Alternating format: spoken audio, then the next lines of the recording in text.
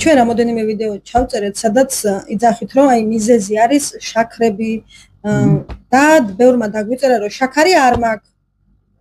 ანუ შაქარს უკავშირებენ პირდაპირ თქვა დიაბეტს, ან მოდი ავხსნათ. თავარი მომენტი არის რა. ქვია გლიკაციის პროცესი. ნებისმიერი სახის შაქრები, როგორი ფორმითაც არ უნდა მოხდეს ორგანიზმში, ფხვნილი შაქრით, პურის სახით, თუნთუშების თუ რა ვიცი, იმისი ბოლო პერიოდში რატომაც ძალიან მოდაში გახდა ჰერკულესის და იმის შვრიის ფაფების ჭამა, რომელიც ზუსტად იგივე შაქარია ესეც და ერთ იგივე რამეს იგივე საზამთრო, ხილი და ასე შემდეგ. აი რას აკეთებს? კარტოფილიც? კარტოფილი, ბრინჯი. უბრალოდ რა ხდება გლიკაციის პროცესში. ორგანიზმში ჩადის შაქარი და გადადის სისხლში.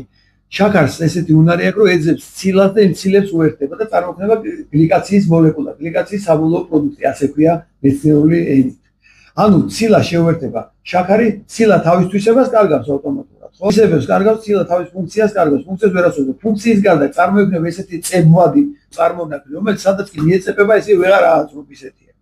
ყველაზე ცუდი მომენტი არის ის, რომ ერითროციტში შედის შაქარი და შიგ არსებულ ჰემოგლობინს, რომელსაც გადააქვს ჩვენი ჟანგბადი და გადმოაქვს ნახშირი ჟანგი, ხო? იმ ჰემოგლობინს უერთდება. თვითონ ის რომ ერითროციტის ნაწილი კარგავს თავის ფუნქციას და ჟანგბადი ვეღარ გადმოაქვს, ეს კიდე არა უშავს. უბრალოდ რა ხდება, მე ავხსნე ხა მექანიზმს ერთ-ერთ ვიდეოში თუ არ ვწევი ახსნილი მაქვს, მაგრამ კიდე გავიმოვე.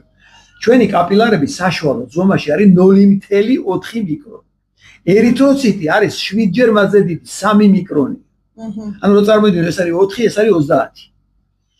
და წარმოვიდგინეთ, რომ 7-ჯერ დიდი ერითროციტი ამ პატარა ნახრეთში როგორ გადის. ერითროციტი ბუნებრივად არის ძალიან ფაფუკი, ღრუბელივი, გუბკას რო ვეძახით. და იჭმუხნება, ასე იჭმუხნება და გადის ამ შეჭმუხს მომენტში გამოყოფ ჟანგბადს. აქ რო შეჭმუხნული გაიშლება, იერთებს ნახშირ ჟანგს. ძალიან ფიზიკური მეთოდი ის არის, პროცესია. როდესაც ამაში შევიდა შაქარი და ჰემოგლობინი შევარდა, ეს გამყიფდა, გახდა პლასმასივით, გუბკასავით კი აღარა პლასმასია. წამოვიდა და ვეღარ შეიჭმუხნა და გაჭედა ამ კაპილარში.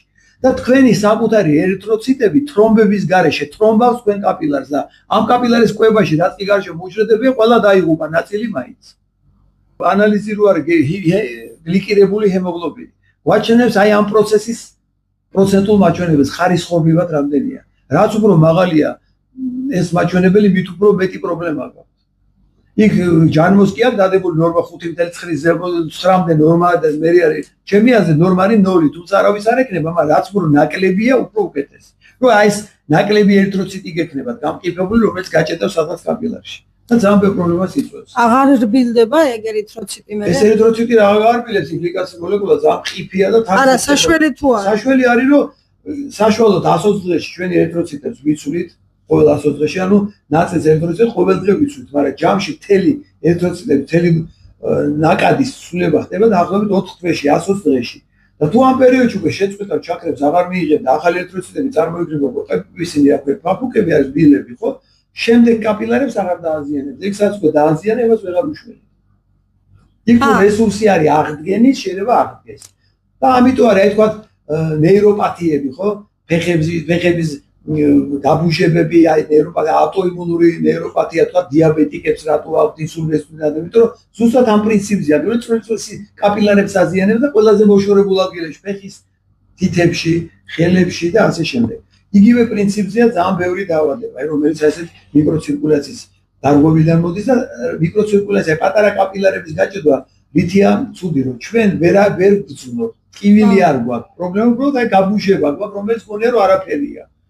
უბრალოდ იგივე პრინციპია, რაც გულის იმპაქტი, უბრალოდ პატარა კაპილარში ისეთ ტკივილს არ იწვევს და დიდ მაგისტრალურ კაპილარში ძლიერი ტკივილია, რომ ორგანიზმზე განახორციელოს პრობლემა დიდია.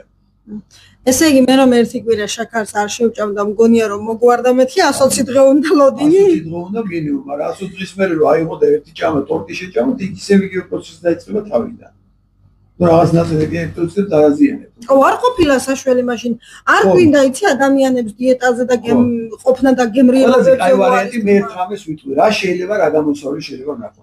სადაც არის საშუალება რომ შაქარი სხვა დამატკობების ჩავანაცვლოთ, არის უნიკალური რა. და ესე დამატკობებელი არის ისა სტევია. რომელიც ასევე სცენარეულია, ყველაზე უსაფრთხო და კარგი შაქარია. შაქარზე უფრო ტკბილია და ყველაფერი შეიძლება სტევიაზე გაკეთდეს. იცი რამდენმა დამიწერა რომ სტევიას მიღება სულ არ შეიძლება, ექიმმა გვიკრძალა, ვიღაცამ თქვა რომ ცუდია. იცი ეს არის ხალხის აი ვიღაცამ თქვა რომ დილას წყალი უნდა დავლიო დღეს პაციენტი ყავდა და დილას ვადა 1 ლიტრა წყალს ესეთი პრობლემა მქონდა კუჩნაცალი დანგრეული ბოლომდე საერთოდ კუჩი მჟავიანობა 0 უკვე ნუ 7 უბრალოდ იმის მაგათო ჩვენი ნორმალური მჟავიანობა 0.8-დან 1.5-მდე ეს არის ნორმაში მჟავიანობა რაც უნდა გქონდეს და 1000 პრობლემა იწყება აქეთ აი ვიღაცამ თქვა და ხალხმა თქვა და ქართველი ხალხის სახელი Facebook-ზე ვიღაცამ თქვა გამოვიდა თქვა და ნახევარი საქართველოს ახალგაზრდობები დადიოდა ლეგოს ფოთლები და თქვენს Facebook-ზე ლაპარაკობ რა არ გაგიჯერო ეს ჩემი სპეციალობაა და მე ამას ვაკეთებ უკვე მარტო ამ მიმართულებით 33 წელი ამ მიმართულებით მუშაობ 33 წელი საუკუნის მე-13 მუშაობ ამ საქმეს ვაკეთებ საუკუნის მე-13 ესე ექიმი ვარ უკვე 42 წელია და წარმოიდგინეთ, მიუხედავად ამისა, რამდენიმე კიდე არ ვიცით. ხო, ვინ საერთოდ არაფერი არის დადებს Facebook-ზე.